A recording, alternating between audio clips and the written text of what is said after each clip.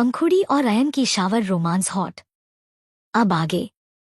अयन पंखुड़ी को वहां से गोद में उठा के लाया और उसी होटल में बना उसकी एक वीआईपी रूम में पंखुड़ी को लाके बेड पर लिटा दिया। ये रूम अयन का था, को उसने खास उसके लिए बनवाया था और ये जगह उसके होटल के किसी और जगह पर ही था जो किसी को पता भी नहीं चलता कि अयन का कोई प्राइवेट रूम उस होटल में है। अयन का ये रूम होटल के अंडरग्राउंड में था और कोई रूम नहीं बल्कि एक विला की तरह था। एक विला जैसा ही वो बड़ा और living room, bedroom, kitchen room सब था। बहुत लग्जरियस और खूबसूरत थी वो जगह। कोई नहीं बता सकता कि ये जगह अंडरग्राउंड पर है। पंखुड़ी को अभी भी थोड़ा थोड़ा नशा चढ़ रखा था क्योंकि उसे विराट ने ड्रग्स जो खिला दिया था। पंखुड़ी जैसे तैसे विराट का कचुम्बर तो बना दी, पर अब उसका नशा ज्यादा चढ़ रहा था। वो गहरी गहरी सांस लेने लगी, उसको गर्मी लग रही थी। फिर अयन ने पंखुड़ी के गाल को छूते हुए प्यार से कहा, जान क्या हो रहा है तुम्हें? क्या तुम्हें गर्मी लग रही है? पंखुड़ी ने जब अयन का हाथ अपने स्किन पर महसूस किया तो उसको एक ठंडक मिली। उसे अयन के टच से आराम मिल रहा था, इसीलिए उसने अयन के हाथ को पकड़ लिया और बोली, आयु तुम्हारा हाथ इतना ठंडा है, मुझे बहुत अच्छा लग रहा है। पीएलजेड मुझे ऐसे ही छो, नहीं तो मैं मर जाऊंगी। आयु पीएलजेड मुझे टच करो। अयन जो बेहद ही नशे के साथ पंखुड़ी को देख रहा था, उसने एक गहरी सांस लेकर कहा, जान मैं अभी ये कदम नहीं उठाना चाहता, मुझे मजबूर मत करो। अगर मैं आगे बढ़ गया तो खुद को मैं रोक नहीं पाऊंगा। पर पंखुड़ी की हालत खराब हो रही थी, उसकी गर्मी बढ़ती ही जा रही थी। उसने अयन को अपने तरफ खींचा और अयन के होठों पर किस करने लगी। अयन भी पंखुड़ी को किस करने लगा और ऐसे ही दोनों पैशनेटली किस करते रहे। फिर अयन की होठ पंखुड़ी के पूरे जिस्म पर फिसलने लगी, जिससे पंखुड़ी को राहत मिल रही थी। वो गहरी गहरी आहें भर रही थी। पर अयन अभी आज पंखुड़ी के साथ ये सब नहीं करना चाहता था, इसीलिए वो पंखुड़ी को थोड़ा प्लेजर देके रुक गया और पंखुड़ी को अपनी मदहोशी भरी आंखों से देखने लगा। अयन ने पंखुड़ी के माथे पर किस करते हुए कहा, जान मैं भी चाहता हूँ कि मैं सारी हद पार करूँ और तुम्हें अपना बना लूँ, पर आज मैं तुम्हारा इस नाजुक हालत का फायदा नहीं उठा सकता। मैं चाहता हूँ हमारा मिलन बहुत खास हो, चांद तारे हमारे प्यार का, हमारे मिलन का गवाह हो और तुम भी अपने होश में रहो, जिससे हम दोनों की वो पल हम दोनों के जहन में छाप जाए और हम दोनों हमेशा के लिए एक हो जाए। पर आज वो सही वक्त नहीं है जान, पर मैं तुम्हें कुछ होने भी नहीं दूंगा। ये बोल के अयन ने पंखुड़ी को अपने बाहों में उठा लिया और वॉशरूम की तरफ ले जाने लगा। वॉशरूम का डोर अयन ने अपने पैरों से ही खोला और फिर पैरों से ही बंद कर दिया। पंखुड़ी जो अपने होशो हवास में नहीं थी, वो ऐसे ही गहरी गहरी सांस ले रही थी।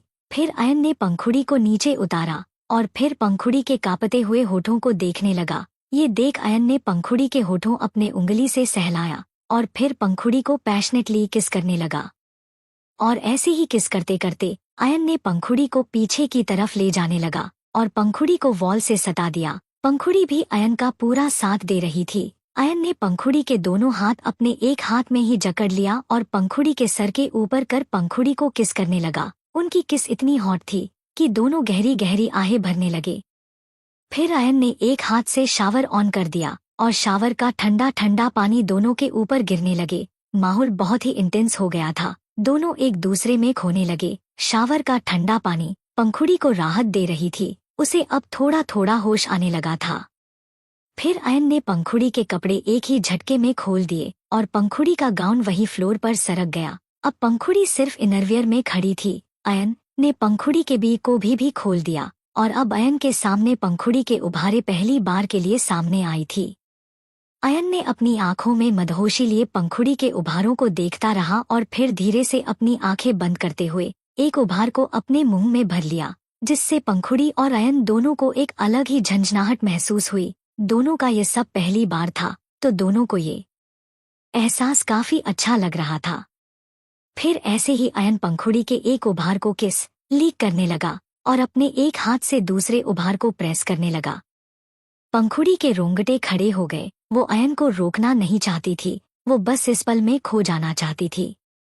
फिर अयन ने धीरे धीरे अपने होठ पंखुड़ी के सीने से नीचे लाया और पंखुड़ी के पेट को चूमने लगा। अयन बहुत ही शिद्दत से पंखुड़ी को प्यार कर रहा था, पंखुड़ी को प्लेजर दे रहा था और जिसका असर पंखुड़ी पर रहा था। शावर का ठंडा पानी और अयन का प्यार उसे होश में भी ला रहा था और वो मदहोश भी हो रही थी। पंखुड़ी का हाथ अयन के बालों को सहलाने लगा। अयन अपने जीभ से पंखुड़ी के बेली बटन को लीक करने लगा। अब पंखुड़ी ने अयन को झट से खड़ा किया और अयन को दीवार से लगा के वो अयन के होठों को किस करने लगी। फिर वो अयन के गले, उसके सीने पर किस करने लगी। पंखुड़ी ने अयन की शर्ट खोलकर उतार दिया और अब अयन का सेक्सी बॉडी पंखुड़ी के सामने आई। फिर पंखुड़ी अयन के एब्स पर अपनी उंगलियां सेडिक्टिवली लहराते हुए अयन के पूरे बॉडी पर किस करने लगी।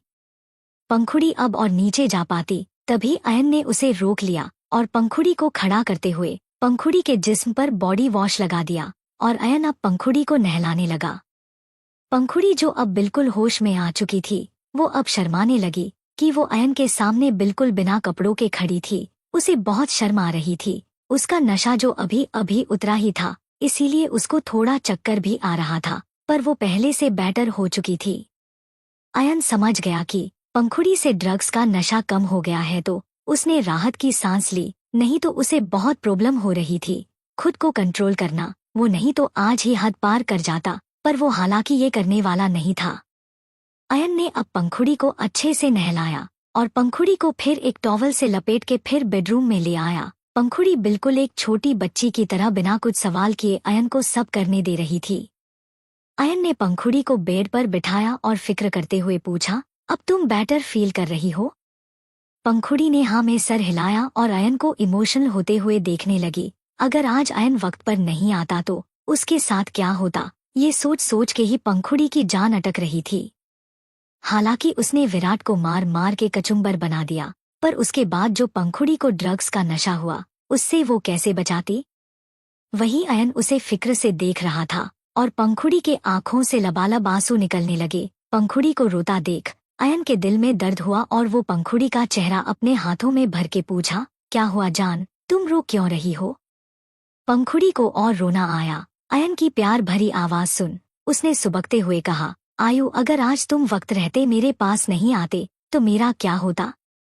ये बोल पंखुड़ी रोने लगी। उसे रोता देख अयन ने पंखुड़ी को अपने सीने में छुपा लिया और बोला, ऐसे जान, मेरे रहते तुम्हें कोई कुछ नहीं कर पाएगा और तुम्हें कुछ होने नहीं दूंगा मैं, तुम बस मुझ पर ट्रस्ट करो। हम पंखुड़ी ने हाँ में सर हिलाया और वैसे ही पूछी, पर आयु, तुम्हें पता कैसे चला कि मैं कहाँ हूँ? और जेनी वो तुम्हें कहाँ मिली? ये सुन अयन के आंखों में बेहद गुस्सा आ गई और उसके होठों पर डेविल स्माइल छा गई। To be continued. क्या हम वो सब फिर से कर सकते हैं? अब आगे। पंखुड़ी ने जैसे ही अयन को पूछा कि उसे कैसे पता चला कि पंखुड़ी कहाँ है, तो अयन को कुछ वक्त पहले की बात याद आ गई। आखिर हुआ ये था कि अयन को पहले ही पता चल गया था कि मास्क के पीछे वाली लड़की कोई और नहीं जेनी थी। बस वो ये देखना चाहता था कि जेनी करना क्या चाहती है, और अयन ने जेनी को दिखा के सिर्फ वाइन ग्लास को अपने होठों से लगाया। उसने पिया नहीं, पर ऐसे दिखाया जैसे उसने 2 सिप पी लिया हो। और जब उसने देखा कि जेनी ने जानबूझकर पंखुड़ी के ऊपर ड्रिंक गिराई है, तो वो समझ गया कि जेनी के दिमाग में कुछ चल रहा है। अयन बस ये देखना चाहता था कि जेनी का प्लान क्या है, इसीलिए जब जेनी लौट के आई और साथ में पंखुड़ी नहीं आई, तो अयन समझ गया कि जरूर कुछ बहुत बड़ा प्लान बनाई है जेनी ने। तो जेनी को रंगे हाथों पकड़ने के लिए और जेनी के साथ कौन मिला हुआ है, ये जानने के लिए अयन ने ड्रग्स का असर होने का नाटक किया। अयन ने ऐसे प्रिटेंड किया जैसे उसके ऊपर ड्रग्स का नशा हावी हो रहा है, और अयन वैसे ही चेयर पर बैठ गया। और जेनी भी अयन के पास सेडिक्टिवली आई और अयन को उकसाते हुए बोली, क्या अयन, मैं तुम्हें प्यार करने आई हूँ और तुम मुझे दूर कर रहे हो? कोई नहीं, आज की रात हमारे नाम, यहाँ हम दोनों मजे करेंगे, और दूसरी तरफ विराट तुम्हारे पंखुड़ी के साथ। है ना मजे की बात? अब चलो, मुझसे प्यार करो, अब मुझे रहा नहीं जा रहा। पर जैसे ही जेनी ने अपनी बात खत्म की, तब अयन ने एकदम से जेनी का गला कस के पकड़ लिया और डेंजर लुक देते हुए बोला, अच्छा तो तू और तेरे उस CHTA यार का ये प्लान है? तुम दोनों ने सोच भी कैसे लिया कि मेरे होते हुए मेरे जान पर तुम दोनों नजर भी डाल पाओगे। मैं तो यही चाहता था कि तुम दोनों रंगे हाथों पकड़े जाओ, और आज देखो, कुछ शुभ अवसर आ ही गया। ये बोल के अयन ने एक बटन प्रेस किया और उसके साथ ही 5-6 गार्ड्स आ गए और जेनी को पकड़ लिया। फिर अयन ने जिस ड्रिंक में ग्लास मिलाया हुआ था वो ग्लास उठाया और जेनी के मुंह को जबरदस्ती खोलते हुए वो ड्रिंक उसे पिला दिया। जेनी तो अयन का ये रूप देख सदमे में चली गई थी कि इतनी मासूम चेहरे के पीछे अयन का ये डेंजर लुक भी छिपा हुआ है। फिर जैसे ही जेनी के ऊपर ड्रग्स का असर होने लगा तो अयन ने डेविल स्माइल करते हुए कहा, मेरी जान को मुझसे छीनना चाहती थी ना तुम, लेकिन अब तो तुम और तुम्हारा वो घटिया विराट एक दूसरे में हावी होने वाले हो। तुम दोनों एक दूसरे के लिए परफेक्ट हो। ये बोल के अयन 2 कदम पीछे हट गया और अपना फोन निकाल के उसमें पंखुड़ी का लोकेशन देखने लगा। एक्चुअली अयन ने पंखुड़ी को जो रिंग पहनाया था वो ऐसा वैसा रिंग नहीं, बल्कि वहाँ एक लोकेटर भी अयन ने रिंग में डाला हुआ था ताकि उसे पंखुड़ी कहाँ है सब खबर उसे मिलती रहे, क्योंकि वो जानता था कि विराट यूं ही चुप बैठने वाला नहीं है, वो कुछ तो जरूर करेगा। और आज ही पंखुड़ी को विराट ने ले गया था। वही जब अयन को पता चला कि पंखुड़ी कहाँ है तो उसने बिना और वक्त गंवाए वो जल्दी से पंखुड़ी के पास जाने लगा और बाकी के गार्ड जेनी को खींचते हुए पीछे पीछे ले आए। और रूम के अंदर पंखुड़ी विराट को मार ही रही थी कि तभी रूम का दरवाजा खुला और अयन और उसके गार्ड को पंखुड़ी ने देखा। यही सब याद करते हुए अयन पंखुड़ी को एक सिरे से देख रहा था। अयन को ऐसे देखते देख पंखुड़ी ने अयन के आगे अपना हाथ हिलाते हुए कहा, आयु आयु, तुम क्या सोच रहे हो? अयन तब जाके होश में आया और बोला, नहीं, वो मैं सोच रहा था कि अभी थोड़ी देर पहले जो हम कर रहे थे क्या वो हम फिर कंटिन्यू करें। ये सुन पंखुड़ी शर्म से पानी पानी हो गई। उसने दोनों हाथों से अपना चेहरा ढक लिया और शर्माने लगी। उसे ऐसे शर्माते देख अयन ने मुस्कुरा दिया और पंखुड़ी को अपने बाहों में भर लिया। जो भी हो, आज अयन जरूर डरा हुआ था कहीं उसे देर ना हो गई हो। पर उसकी पंखुड़ी थी, कैसे ही इतना कमजोर हो सकती थी। अयन के आने तक पंखुड़ी ने खुद के लिए लड़ा और विराट को भी मार मार के अधमरा कर दिया। अयन ने फिर पंखुड़ी का सर सहलाते हुए बोला, जान अभी सो जाओ, मैं डैड को बोल दूंगा कि तुम मेरे साथ हो और सो गई हो, वो कुछ नहीं कहेंगे। पंखुड़ी ने हाँ में सर हिलाया और अयन के गाल पे एक किस करके बेड पर चढ़ के ब्लैंकेट ओढ़ के लेट गई। अयन पंखुड़ी को ऐसे रिएक्ट करते देख मुस्कुरा दिया और अपनी जगह से उठ गया। फिर वो किसी को कॉल करने के लिए थोड़ी दूरी पर आया और जय को कुछ बोलते हुए कॉल कट कर दिया। फिर अयन अपने भीगे हुए पैंट को बदल के एक शॉर्ट पहनकर आया और पंखुड़ी के साथ ही पंखुड़ी को अपने बाहों में भर के सो गया और दोनों को जल्दी ही नींद आ गई। अयन और पंखुड़ी तो एक दूसरे के साथ सुकून से सो रहे थे, पर वही विराट और जैनी का हाल बुरा हो रखा था। वो दोनों एक दूसरे को किसी जंगली जानवर की तरह नोच रहे थे और ये रात ऐसे ही बीत गई। आने वाला वक्त विराट और जैनी के लिए क्या लाने वाला था वो तो वक्त पर ही पता चलने वाला था। अगली सुबह 11 बजे विराट की नींद खुलने लगी और वो अपनी आंखें खोल देखा तो खुद को कहीं और पाके हैरान हो उठा। फिर उसने हिलने की कोशिश की तो वो हिल नहीं पा रहा था क्योंकि जैनी उसके ऊपर पूरा लेटी हुई थी। अयन ने जब जैनी को अपने पास देखा तो वो शॉक रह गया। फिर वो हैरान और गुस्सा होते हुए उसने जैनी को धक्का दिया जिससे जैनी सीधे बेड से नीचे जाकर गिरी। विराट को हद से ज्यादा गुस्सा आ रहा था कि वो पंखुड़ी के अलावा किसी और के साथ कैसे ये सब कर लिया। इस वक्त दोनों नेग्ड थे और विराट को कल रात की बात हल्की हल्की याद आने लगी और जैसे जैसे उसे याद आ रहा था अयन के लिए नफरत उसके दिल में और बढ़ रही थी। खैर जैनी जो नीचे जाके गिरी उसके साथ ही उसकी नींद खुल गई। उसने अपने कमर को सहलाना शुरू किया और उसकी आंखें भी खुलने लगी, लेकिन जैसे ही खुद को उसने बिना कपड़ों के देखा तो उसकी चीख निकल गई और उसने उस रूम के आसपास नजर घुमा के देखा तो उसकी नजर विराट के ऊपर गई जो उसे ही अपने खा जाने वाली नजर से देख रहा था। फिर जेनी ने झट से बेडशीट को खींच के अपने ऊपर ओढ़ लिया और विराट को डरी सहमी होकर देखने लगी। विराट बेड से उठा और दांत पीसते हुए बिना कुछ कहे वॉशरूम में चला गया। फिर वो फ्रेश होके अपने वही कल वाली कपड़े पहन के उस रूम से जल्दी निकल गया। पर जेनी वही खड़ी रही। अयन को पाने का सपना उसका अधूरा तो रह गया ही, साथ ही विराट भी उससे अब सीधे मुंह बात नहीं कर रहा था। To be continued. कल रात क्या हुआ ये प्रैक्टिकल करके दिखा देता हूँ। अब आगे। विराट उस रूम से निकला और होटल से बाहर निकल के कार ड्राइव करते हुए वहां से तूफान की स्पीड से चला गया। वो कार ड्राइव कर रहा था और एक हाथ से अपने बालों को खींचते हुए जोर जोर से फ्रस्ट्रेशन में चिल्ला भी रहा था। विराट ने गुस्से में दांत पीस के कहा, ये अच्छा नहीं हुआ, बिल्कुल अच्छा नहीं हुआ। अयन माथुर, मैं तुम्हें छोड़ूंगा नहीं, पंखुड़ी मेरी होकर रहेगी। कल मैं कामयाब नहीं हुआ तो क्या हुआ, आगे और भी मौके मिलेंगे। ये बोल के वो और तेज कार चलाते हुए अपने विला की तरफ चला गया।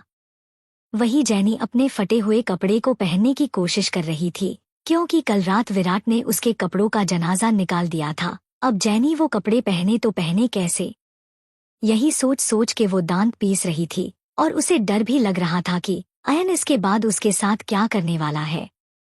जो रूप उसने कल अयन का देखा था वो सोचते हुए ही वो डर रही थी और जितना जल्दी हो सके वो यहाँ से भाग जाना चाहती थी। फिर वो जैसे तैसे करके फटे हुए कपड़ों को पहन लिया और अपना मुंह ढकते हुए वहां से चुपके से निकल गई। वही अभी पंखुड़ी अयन के बाहों ने सुकून से सोई हुई थी और अयन बस पंखुड़ी को ही इत्मीनान से देख रहा था, जैसे वो कुदरत का नूर देख रहा हो। पंखुड़ी की अब नींद खुलने लगी, वो कसमसाने लगी, पर वो हिल डुल नहीं पा रही थी। ये देख वो हल्की सी अपने आंखें खोल ली और उसके आंखों के सामने अयन का हैंडसम सा चेहरा आया।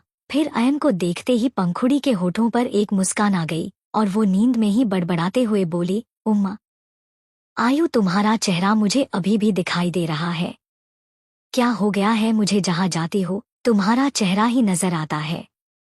ये बोल वो करवट बदलने की कोशिश करने लगी। ये महसूस कर उसने अब फिर से आंखें खोली और अयन को वैसे ही अपने पास पाया। फिर पंखुड़ी ने अब अयन के चेहरे को छूते हुए देखा। जब उसके हाथों पे अयन के चेहरे का टच महसूस हुआ तब जाके उसकी नींद पूरी खुल गई और वो हैरान होते हुए बेड पर बैठ गई, क्योंकि वो अभी कल रात क्या हुआ वो सब भूल चुकी थी। ड्रग्स के नशे की वजह से उसे कुछ याद नहीं आ रहा था और गहरी नींद लेने की वजह से उसे बहुत अब फ्रेश फील हो रहा था, जिससे उसका माइंड अब प्रोसेस नहीं कर रहा था। फिर पंखुड़ी बेड पर बैठकर अयन को देख बोली, आयु तुम कब आए, और आए तो आए, अभी तक मेरे कमरे में क्या कर रही हो? अगर पापा को पता चला तो वो क्या सोचेंगे? पंखुड़ी की बात सुन अयन मुस्कुराने लगा और कहा, बोल देना उनके जमाई उनकी बेटी के साथ रोमांस करने आया था। ये सुन पंखुड़ी ने मुंह बनाते हुए कहा, ओफो आयु, तुम ना बहुत बेशर्म हो गए हो। ऐसे कोई कहता है भला? एक काम करो, तुम जल्दी से यहाँ से जाओ, वरना पापा को पता चल जाएगा। ये सुन अयन ने मुस्कुराते हुए कहा, ओहो मेरी जान, तुम बस शांत हो जाओ, यहाँ कोई नहीं आने वाला, ना ही तुम्हारे पापा को कुछ पता चलने वाला है। अगर अब हम दोनों वो सब भी कर लेना तो भी हमें डिस्टर्ब करने कोई नहीं आ पाएगा। ये सुन पंखुड़ी ने शर्माते हुए कहा, छी छी आयु, ये तुम कैसी बातें कर रहे हो? तुम ना बहुत गंदे हो गए हो। ये कह वो अपना मुंह दूसरी तरफ घुमा लिया। ये देख अयन पंखुड़ी के ऊपर आते हुए अपनी मदहोशी भरी आवाज में कहा, अच्छा जान, तुम्हें याद नहीं आ रहा हम दोनों के बीच कल क्या हुआ? ये सुन पंखुड़ी हैरानी से अयन की तरफ देखने लगी और सोचने लगी कि ऐसा भी उन दोनों के बीच क्या हो गया। फिर पंखुड़ी का ऐसा रिएक्शन देख अयन के होठों पर एक डेविल स्माइल आ गया और फिर पंखुड़ी को झट से अपनी गोद में उठा के बोला, कोई बात नहीं, चलो तुम्हें प्रैक्टिकल करके दिखा देते हैं। ये बोल के अयन पंखुड़ी को वॉशरूम की तरफ ले जाने लगा। अब जाके पंखुड़ी ने अपने आप को देखा कि उसने अपने बदन पर कुछ पहना नहीं है, क्योंकि जो टॉवल अयन ने पंखुड़ी को लपेट दिया था वो तो रात को नींद में जाते ही पंखुड़ी के बदन से अलग हो चुका था। पंखुड़ी शर्म से लाल हो गई और अपना हाथ पांव चलाने लगी कि अयन उसे छोड़ दे, पर अयन उसे अब कहाँ छोड़ने वाला था। अयन ने जाके पंखुड़ी को वॉशरूम के वॉल से लगा दिया और शावर का पानी ऑन कर दिया हल्की गुनगुना पानी उनके ऊपर गिर रही थी और अब अयन के आंखों में खुमारी छा गई थी। वो पंखुड़ी को अपने से सटा लिया और बेहद सेक्सी वॉइस में कहा, अब तुम्हें सब याद आ जाएगा जान। ये कहते हुए अयन पंखुड़ी के होठों को चूमना शुरू किया। वो इतनी इंटेंसिटी से चूम रहा था कि पंखुड़ी के दिमाग में कल की हर एक बात, हर एक लम्हा उसके जहन में साफ साफ उतरने लगा। अयन ने पंखुड़ी को बिल्कुल कल रात जैसा ही किस किया। फिर किस करते करते वो अपने होठों को नीचे की तरफ लाना शुरू किया और पंखुड़ी के एक बॉसम को अपने मुंह में भर लिया। फिर बेहद ही इंटेंसिटी से उसको लीक करने लगा। पंखुड़ी के होश उड़ गए थे। कल रात तो वो नशे में थी, पर आज वो होश में थी तो उसे हद से ज्यादा शर्म आ रही थी। पर वो अयन के साथ ही इस मोमेंट में खोटी चली गई थी। दोनों इस लम्हे को जीने लगे और अयन बिल्कुल वैसा ही किया जो उसने कल रात किया था। उसने पंखुड़ी के पूरे बदन को अपने होठों से छू लिया और पंखुड़ी गहरी गहरी सांस लेने लगी। वो ये सब पहली बार ये फील कर रही थी। उन दोनों के बीच पहले किस जरूर होता था, पर इतने हद तक वो कभी नहीं बने।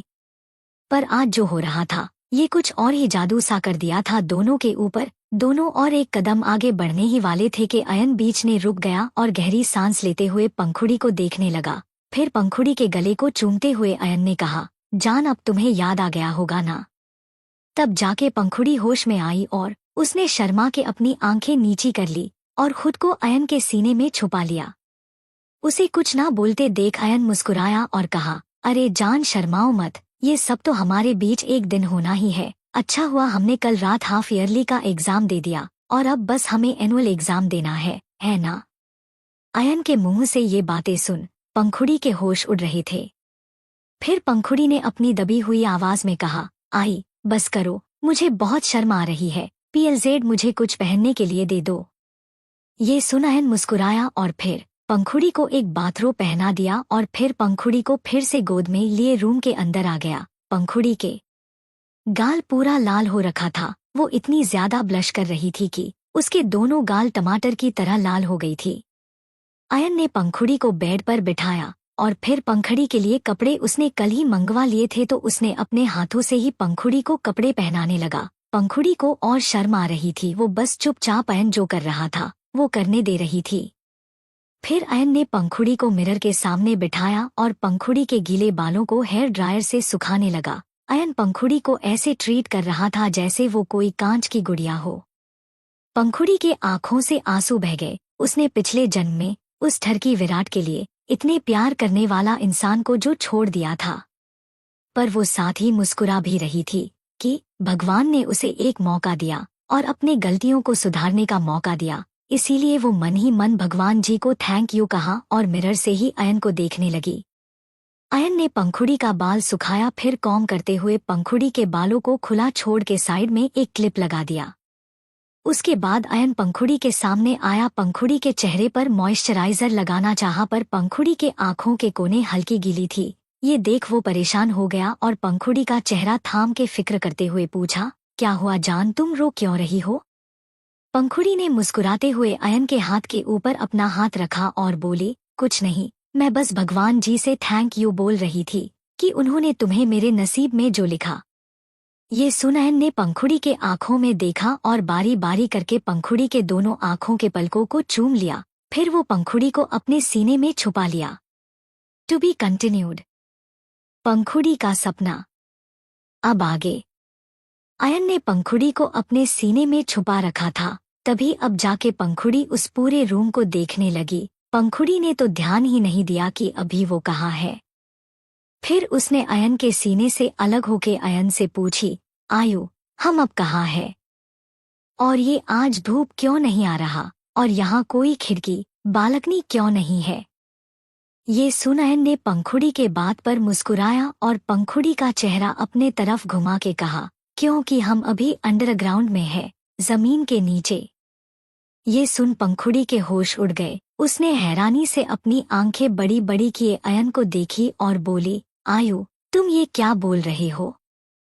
क्या हम सच में अब जमीन के नीचे हैं? पर ऐसा तो लग नहीं रहा है, ये तो बिल्कुल एक महल जैसा लग रहा है।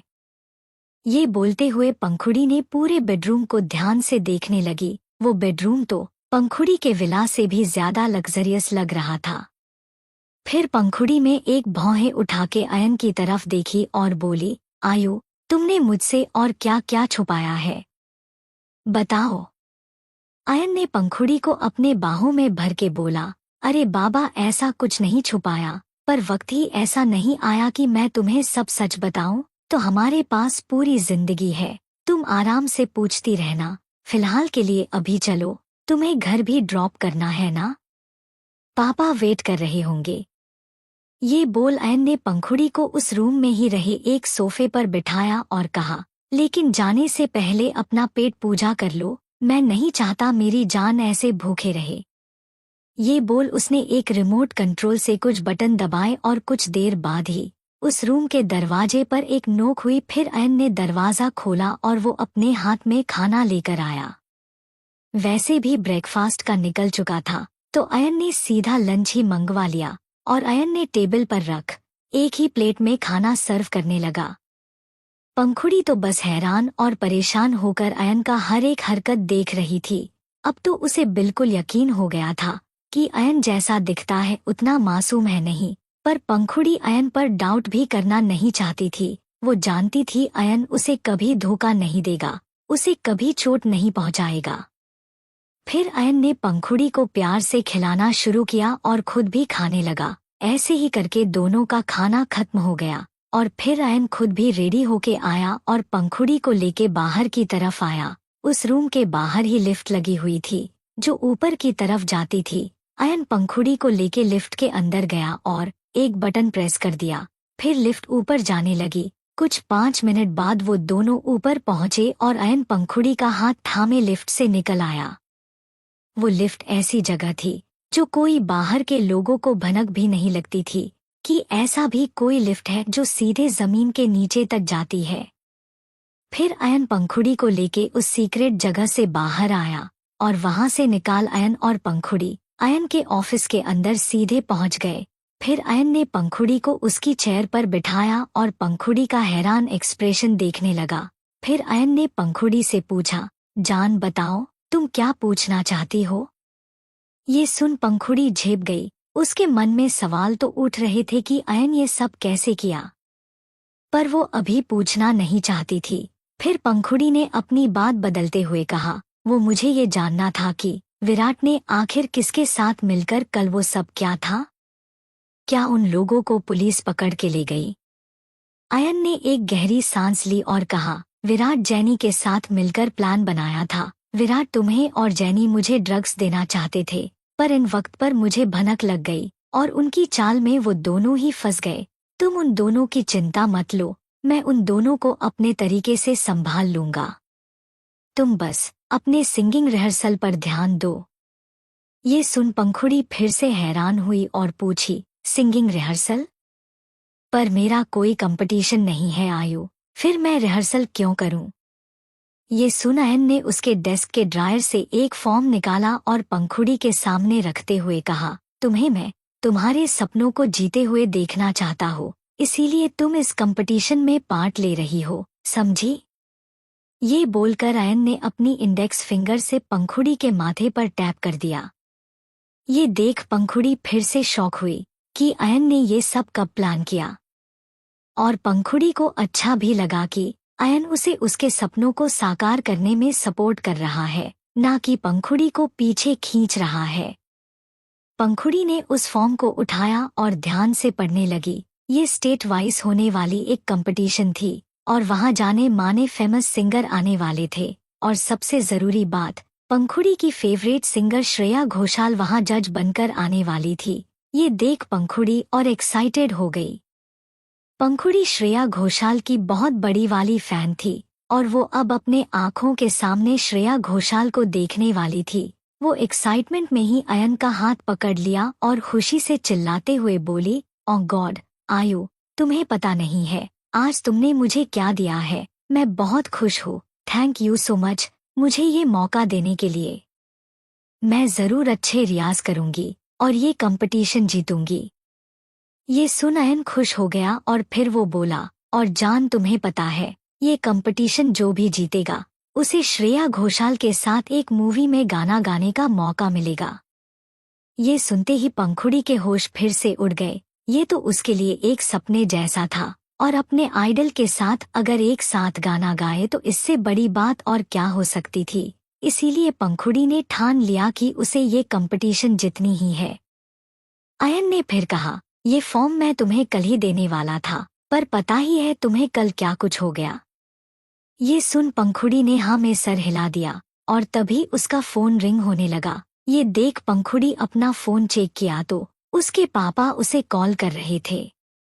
पंखुड़ी ने घबराते हुए कॉल उठाया और उनकी एक फिक्र भरी आवाज आई, पंखुड़ी बेटा, तुम ठीक हो ना? और घर कब आ रही हो? पीएलजेड जल्दी से घर आ जाओ। पंखुड़ी ने अपने पापा को शांत करते हुए कहा, पापा, काम डाउन, मैं घर आ ही रही थी, और हाँ मैं बिल्कुल ठीक हूँ। आयु है ना मेरे साथ, उसके रहते मेरे साथ कुछ गलत नहीं हो सकता। ये सुन दिलदार जी ने एक राहत की सांस ली और बोले, ठीक है, तुम जल्दी घर आ जाओ, मुझे तुम्हारी फिक्र हो रही थी। फिर पंखुड़ी ने कॉल कट किया तो अयन ने कहा, तो फिर अभी चलो, नहीं तो ससुर जी सोचेंगे कि मेरा जमाई मेरी बेटी को लेके कहाँ चला गया है। ये सुन पंखुड़ी ने अयन के सीने में थोड़ा मारते हुए बोली, आयु तुम ना बहुत मजाक करने लगे हो। ये बोल वो उठी और उसके बाद अयन ने पंखुड़ी का हाथ थाम के दोनों ऑफिस से निकल गए। To be continued. विराट का पुनर्जन्म। अब आगे। अयन और पंखुड़ी होटल से निकले और अयन ने पंखुड़ी को कार में बिठाया, फिर वो खुद ड्राइविंग सीट पर बैठा और ड्राइव करने लगा। रास्ते में अयन पंखुड़ी को अपने गोद में बिठा लिया हमेशा की तरह और ड्राइव करने लगा। फिर दोनों जल्दी ही वहां पहुंच गए। अयन और पंखुड़ी दोनों कार से उतरे और घर के अंदर जाने लगे। लिविंग रूम में ही दिलदार जी परेशान होकर बैठे थे कि उनकी बेटी कैसी है, ठीक है या नहीं। जब उन्होंने पंखुड़ी को अंदर आते हुए देखा तो फिक्र में उठ खड़े हो गए और पंखुड़ी को अच्छे से देखने लगे। अयन ने कल ही दिलदार जी को सब बता दिया था कि विराट ने क्या करने की कोशिश की थी, इसीलिए दिलदार जी डरे हुए थे, पर अयन उनके बेटी के साथ है, ये सोच वो थोड़ा शांत भी थे। पर एक बाप तो बाप ही होता है ना। अगर कोई माँ बाप अपने आँखों के सामने अपने बच्चों को सही सलामत नहीं देख लेते तो उनको चैन कहाँ आती है। पंखुड़ी अपने पापा के पास पहुंची और दिलदार जी ने झट से बेचैन होकर पंखुड़ी को अपने बाहों में भर लिया। फिर पंखुड़ी का सर सहलाकर बोले, मेरा बच्चा तुम ठीक तो हो ना? पंखुड़ी स्माइल करते हुए बोली, हाँ पापा मैं बिल्कुल ठीक हूँ, अयन के रहते मुझे कुछ हो भी नहीं सकता। ये सुन दिलदार जी ने अयन की तरफ देखा और अपना सर हिला दिया जैसे वो अयन को थैंक यू बोल रहे हो। फिर अयन ने आगे आते हुए कहा, अंकल मैं अभी चलता हूँ, मुझे कुछ जरूरी काम है। ये कह अयन अब पंखुड़ी को देखने लगा और पंखुड़ी ने अपना मुंह बना लिया कि उसका आयु इतनी जल्दी जा रहा है। जब अयन ने पंखुड़ी का फूला हुआ मुंह देखा तो उसने मन ही मन हंस के दिलदार जी से कहा, पर अंकल अगर मुझे टाइम मिले तो मैं रात को एक बार जरूर आऊंगा। ये सुन पंखुड़ी ब्लश करने लगी और अपने पापा की तरफ देख बोली, पापा मैं अभी रूम में जाती हूँ, थोड़ा आराम करना है। फिर वो नॉटी एक्सप्रेशन लिए अयन को देख बोली, ओके आयु तुम जाओ, अपना काम फिनिश कर लो। ये कहते हुए पंखुड़ी दौड़ते हुए अपने रूम की तरफ चली गई। जब वो गई तब दिलदार जी ने अयन से पूछा, बेटा मुझे पंखुड़ी की बहुत फिक्र हो रही थी। थैंक यू सो मच बेटा, तुमने मेरी बेटी का बहुत ख्याल रखा। ये सुन अयन ने मुस्कुरा दिया और बिना हिचकिचाहट के कहा, अंकल अगर आपको मुझ पर यकीन है, अगर आपको लगता है कि मैं पंखुड़ी का ख्याल रख सकता हूँ, तो क्या आप पंखुड़ी का रिश्ता मेरे साथ कराएंगे?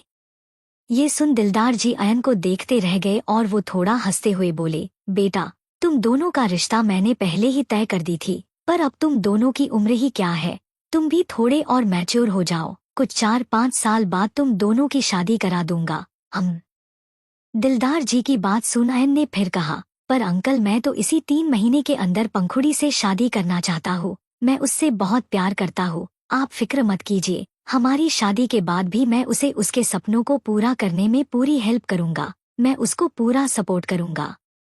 हमारा रिश्ता उसके सक्सेस में कभी नहीं आएगी अंकल, मैं बस उसे प्रोटेक्ट करना चाहता हूँ। आपने देखा न कल विराट क्या हरकत कर रहा था। अगर मैंने पंखुड़ी से शादी कर ली तो वो और हिम्मत नहीं कर पाएगा। ये सुन दिलदार जी कुछ सोचते रहे, फिर उन्होंने अपना सर हाँ में हिला के बोले, ठीक है बेटा, मैं समझ रहा हूँ तुम्हारी बात। मैं बस ये चाहता था कि कुछ 2-3 साल भी अगर तुम दोनों रुक जाते तो। पर कोई बात नहीं, पंखड़ी से मैं बात करूंगा। अगर उसे कोई ऐतराज नहीं तो मैं जल्दी तुम दोनों की शादी करा दूंगा। ठीक है बेटा। ये सुन अयन ने मुस्कुरा दिया और दिलदार जी ने उसे अपने गले लगा लिया। फिर अयन वहां से जल्दी ही निकल गया। वो कार में बैठा और फिर कहीं और नहीं बल्कि वो विराट के विला की तरफ गया। आज विराट को पोक करने में उसे बड़ा मजा आएगा, और यही सोचते हुए वो विराट के विला की तरफ गाड़ी घुमा दी। वही विराट जब से होटल से आया था उसने रगड़ रगड़ के अपने आप को साफ किया और एक अंधेरे कमरे में बैठा रहा, और उसके पास आधी पी हुई सिगरेट की टुकड़े पड़ी थी। वो बस एक सिरे से कहीं और देख रहा था। विराट ने अपने आप से कहा, पंखुड़ी, ये मैंने क्या कर दिया? मैं इस बार भी वही गलती कर बैठा। मैं इस लाइफ में तुम्हें खोना नहीं चाहता। मुझसे बहुत बड़ी गलती हो गई थी पिछली लाइफ में पंखुड़ी। I am so sorry. मुझे तुमसे माफी चाहिए। मुझे तुम चाहिए। और मैं वही गलती फिर से दोहराया। तुम्हें पाने की तलब इतनी लग गई कि मैं जैनी के साथ शामिल हो गया। ये कह विराट अपने आप में ही बात करने लगा। और इसी के साथ ये राज भी खुला कि विराट को पिछले लाइफ में क्या क्या हुआ ये सब याद था, पर कैसे? ये एक पहेली थी। विराट यूं ही अपने आप में गुम था कि तभी उस दरवाजे पर दस्तक हुई और उसके एक नौकर ने कहा, सर आपसे कोई मिलने आया है। ये सुन विराट हैरान रह गया, क्योंकि उसके मुताबिक उसका इस घर का एड्रेस किसी को पता नहीं था। विराट ने सोचा कि कौन आया होगा। ये सोच विराट ने सिगरेट फिर वही रूम में फेंकी और रूम से बाहर निकल आया। वो नीचे सीढ़ियों से उतरा और देखा कि लिविंग रूम में ही अयन बड़े से सोफे पर अपने एक पैर में दूसरा पैर डाल के एक राजा की तरह बैठा है। अयन को वहां देख विराट ने अपने हाथों की मुट्ठी बना ली और दांत पीसते हुए दंदनाते हुए अयन के पास आया। फिर गुस्से से विराट बोला, तुम यहाँ क्या कर रहे हो? ये सुन अयन जो अपने पैरों को हिला रहा था वो अचानक रुक गया और डेविल स्माइल कर बोला, वैसे कल की रात रंगीन थी ना? कैसा लगा अपने ही चाल में फंसते हुए? ये सुन विराट ने गुस्से से दांत पीस लिया। विराट का ऐसा एक्सप्रेशन देख अयन डेविल स्माइल किया और बोला, वैसे तुम पहले भी निकम्मा थे, अब भी निकम्मा हो। अच्छा है तुम निकम्मा हो, मेरे लिए ही अच्छा है। तुम जैसे को अपने पैरों तले रोंदना मुझे बहुत अच्छा लगेगा। बस विराट कुछ बोल ही नहीं सका। क्यों? विराट अभी अपने आप से ही लड़ रहा था। उसके दिल में पिछली लाइफ को लेके पछतावा भर गया था। उसके पास अब अयन से लड़ने के लिए कोई एनर्जी ही नहीं बची थी। क्या विराट का पछतावा यही खत्म होने वाला था? जवाब है बिल्कुल नहीं। वही दूसरी तरफ जैनी जो अपने घर से बाहर निकलकर कहीं जा रही थी, तभी किसी ने उसको पीछे से किसी ने पकड़ लिया और उसके मुंह को दबा दिया ताकि उसके मुंह से कोई आवाज ना निकले, और जेनी को वैसे ही घसीटते हुए एक कार के अंदर डाल दिया गया और कार वहां से तूफान की स्पीड से चला गया। जेनी पैनिक होने लगी। उसके साथ अचानक क्या हुआ वो समझ ही नहीं पाई। उसने अपने आप को छुड़ाने की कोशिश की और चिल्लाने की भी नाकाम कोशिश की, पर कोई फायदा नहीं हुआ। कुछ आधा घंटा चलने के बाद जेनी को लेके वो कार एक सुनसान जगह पर पहुंची और एक बंद फैक्ट्री के अंदर जेनी को घसीटते हुए ले गए। अब जेनी चीख रही थी, चिल्ला रही थी, पर उसकी आवाज सुनने वाला वहां कोई नहीं था। जेनी को 3 लोग पकड़ कर लाए थे और ये कोई गुंडे नहीं थे बल्कि किसी के गार्ड लग रहे थे। वही जेनी ने चिल्लाते हुए कहा, कौन हो तुम लोग और मुझे यहाँ पर क्यों लाए हो? उन तीनों में से एक गार्ड ने कहा, चुप, एकदम चुप, अभी मैडम आ ही रही होगी।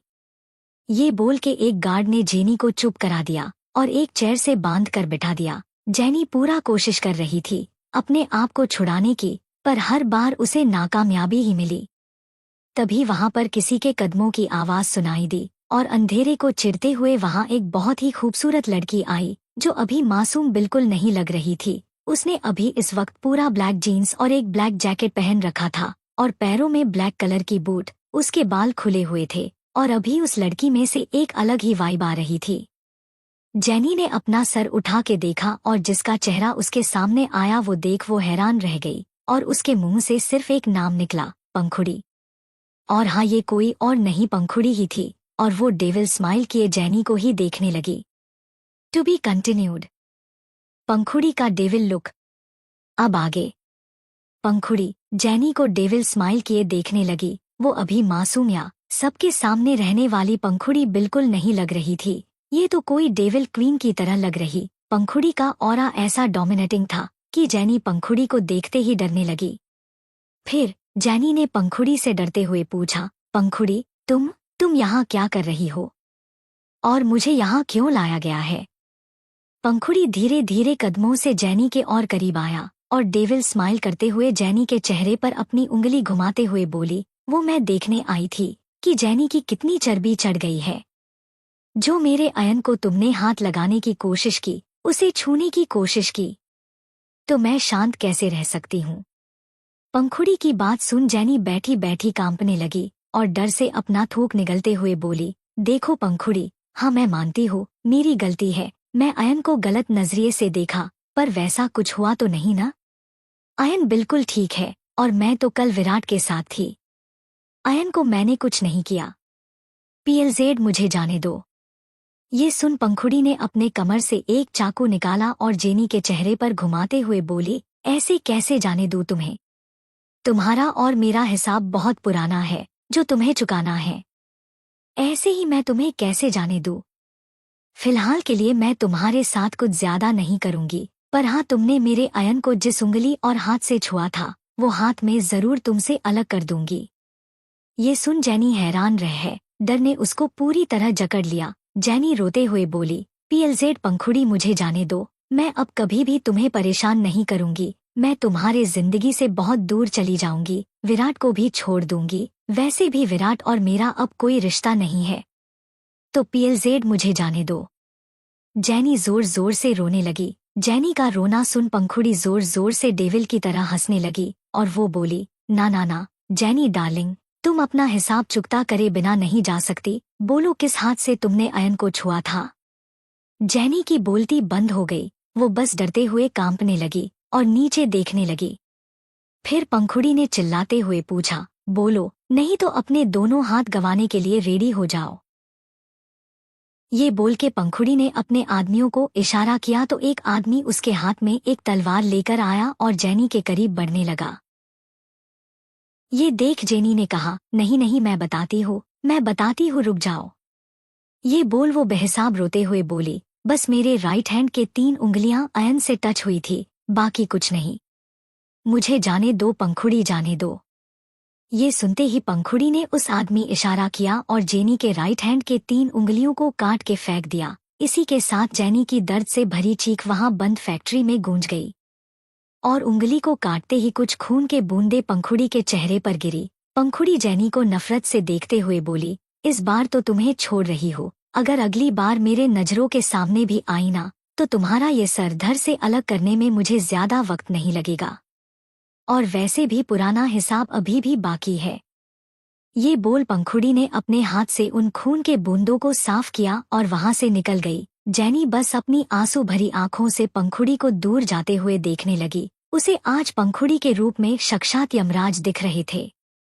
वही पंखुड़ी वहां से निकलते हुए अपने गाड़ी में बैठी और कार ड्राइव करने लगी। उसने मन में सोचा, मैं पास्ट को फिर से दोहराने नहीं दूंगी। इस जन्म में जो भी मेरे रास्ते में आएगा उसको ऐसे ही मैं सजा दूंगी, या इससे भी ज्यादा बुरा कुछ करूंगी। अब मैं वो पंखुड़ी नहीं रही जो मासूम, डरी, सहमी हुआ करती थी। पिछले जन्म में मेरे मौत के साथ साथ मेरी पर्सनैलिटी भी मर गई थी। अब इस जन्म में जो पंखुड़ी है वो है डेविल क्वीन पंखुड़ी, और मैं किसी गुनहगार को नहीं छोड़ने वाली। ये सोच पंखुड़ी ड्राइव करने लगी। वो जानती थी कि अयन रात को उसके पास जरूर आएगा, इसीलिए वो बस जल्द से जल्द घर पहुंचना चाहती थी और विराट से बाद में लिपटने के बारे में सोची और स्पीड से कार चलाने लगी। वही अयन और विराट एक दूसरे को खा जाने वाली नजरों से घूर रहे थे। विराट ने अयन को घूरते हुए कहा, अयन, मेरे और पंखुड़ी के बीच से हट जाओ। वो मेरी है, वो मुझसे प्यार करती है बचपन से, तो तुम अपना वक्त जाया मत करो। मेरी बात मानो और अपना रास्ता नापो। अयन डेविल स्माइल कर कहा, पंखुड़ी अब मुझसे प्यार करती है और तुम्हें मैं डेडलाइन याद दिलाने आया था कि बस 3 महीने बाकी रह गए। तुम्हें अपना वादा याद तो है ना? ये बोल अयन टेढ़ी स्माइल करने लगा और वहां से सिटी बजाते हुए निकल गया। अयन के जाते ही वहां एक सायरन बजा। विराट समझ ही नहीं पाया कि हो क्या रहा है। वहां उसने देखा कि अयन जहां बैठा था वहां एक रिमोट है। विराट ने क्यूरियोसिटी से इस रिमोट के पास गया और अपनी आंखें छोटी कर देखने लगा कि ये क्या चीज है। जैसे ही विराट ने वो रिमोट उठाया तभी वो रिमोट ब्लास्ट हो गया और विराट के दोनों हाथ जल गए। बाहर अयन अपने कार से टिककर खड़ा था और डेविल स्माइल कर रहा था। उसे सिग्नल मिल गई थी कि उसका वो रिमोट ब्लास्ट हो चुका है। इसका मतलब वो बखूबी समझ गया कि वो विराट के हाथ में ही ब्लास्ट हुआ है, क्योंकि वहां ऐसी बॉम्ब फिट किया गया था जो किसी के छूने से ही वो ब्लास्ट हो जाए। फिर अयन डेविल स्माइल किए कार में बैठा और ड्राइव करते हुए खुद से कहा, विराट आहूजा, तुमने मेरे जान को छूने की कोशिश की तो मैं तुम्हें सजा कैसे नहीं देता। जिस हाथ से तुमने उसे छुआ लो मैंने तुम्हारा वो हाथ ही जला दिया। ये बोल वो डेविल स्माइल किए स्पीड से कार चलाया और अपने विला की तरफ जाने लगा। विराट जल्दी ही विला पहुंच गया। अभी वक्त भी बहुत हो गई थी। उसने जल्दी से शावर लिया और अच्छे से एक कैजुअल ड्रेस अप करके फिर से कार में बैठा और वहां से निकल गया। रास्ते में वो एक शॉप के पास रुका और कुछ काजू कतली और डार्क चॉकलेट और रसमलाई लेके फिर एक गुलाब का बुके लेके वो फिर से कार में बैठा और पंखुड़ी के घर के लिए निकल पड़ा। आधे घंटे बाद वो पंखुड़ी के घर पहुंचा और सारी चीजें लेके वो मैन डोर के पास पहुंचा। अयन ने जैसे तैसे घर की बेल बजाई क्योंकि उसके हाथ में सामान जो था। आशा जी ने जल्दी से दरवाजा खोला और विराट ने आशा जी से प्यार से ग्रीट करके वो अंदर की तरफ आ गया। लिविंग रूम में ही दिलदार जी और पंखुड़ी टीवी देख रहे थे। फिर वहां अयन आया तो पंखुड़ी बहुत खुश हो गई। वो स्माइल करते हुए अयन को देखने लगी। अयन सोफे के पास पहुंचा और अयन को देख दिलदार जी ने कहा, अरे अयन बेटा, बैठो बैठो, खड़े क्यों हो।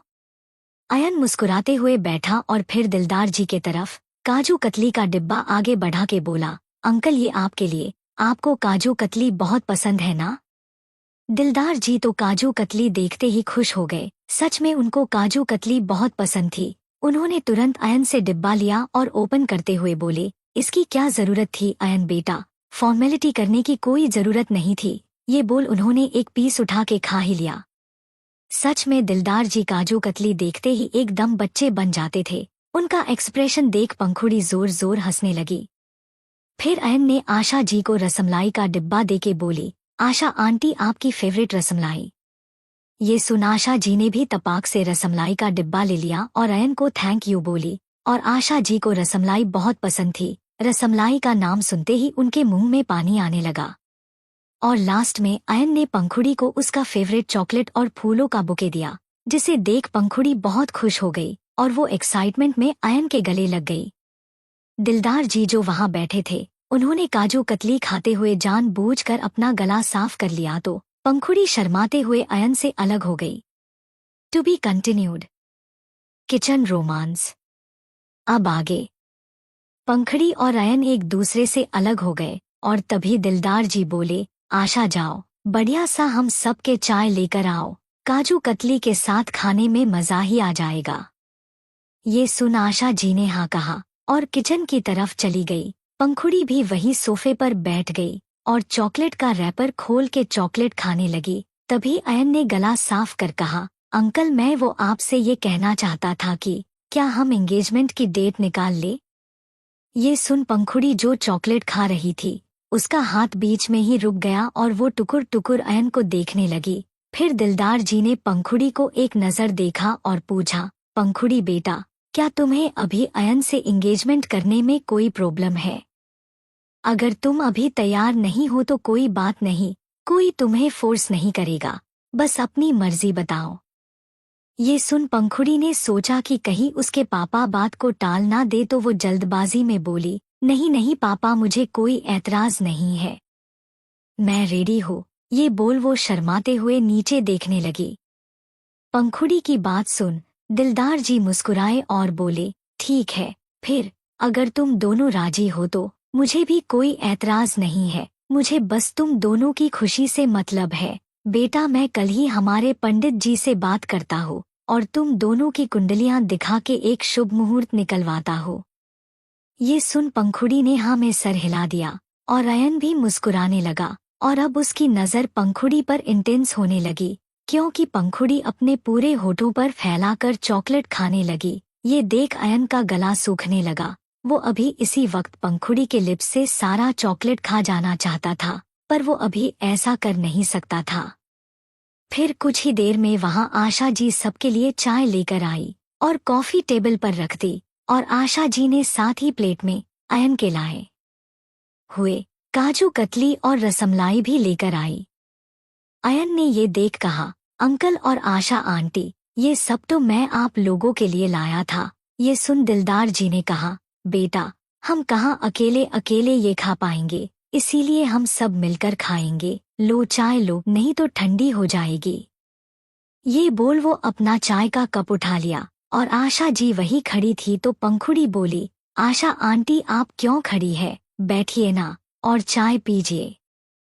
ये बोल पंखुड़ी आशा जी को उसके पास ही सोफे पर बिठा दी और सब चाय पीने लगे। फिर दिलदार जी ने आशा जी को देख कहा, आशा तुम्हारे ऊपर कुछ जिम्मेदारियां आने वाली है। मैंने ये डिसाइड किया है कि पंखुड़ी और अयन की सगाई में जल्दी ही करा दूं, तो तुम्हें कुछ तैयारियां देखनी होगी।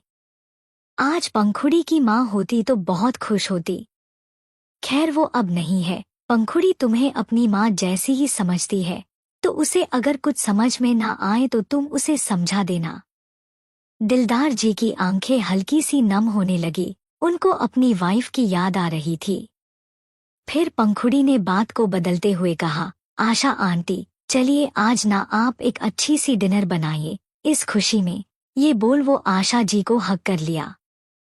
फिर आशा जी ने हाँ में सर हिलाया और किचन की तरफ चली गई। वहीं पंखुड़ी के होठों पर जो चॉकलेट लगी थी वो साफ करने के लिए किचन की तरफ ही जाने लगी। वहीं पंखुड़ी को जाते देख अयन ने बहाना बनाते हुए दिलदार जी से कहा, अंकल मैं अभी हाथ धोकर आया।